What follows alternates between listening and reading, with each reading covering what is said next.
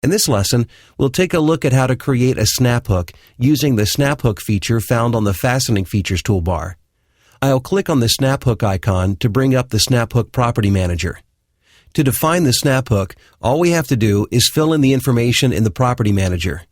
I'll select an edge to position the hook.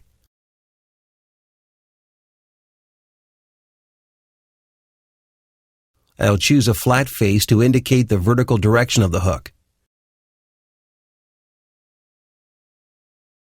I'll select the front reference plane to specify the direction the hook should be facing. If the direction doesn't look quite right to you, use the reverse direction checkbox to flip the direction to the opposite side. Next, I'll specify the height of the hook, and I'll enter values to define the rest of the snap hook geometry. I'll click OK, and the snap hook is complete. One parameter missing from the property manager is the position of the hook itself.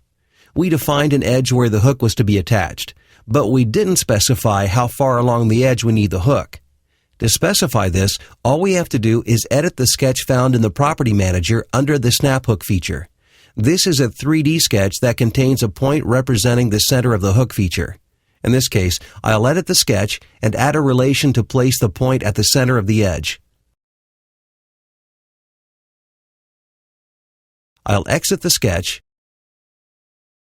and the snap hook is in place.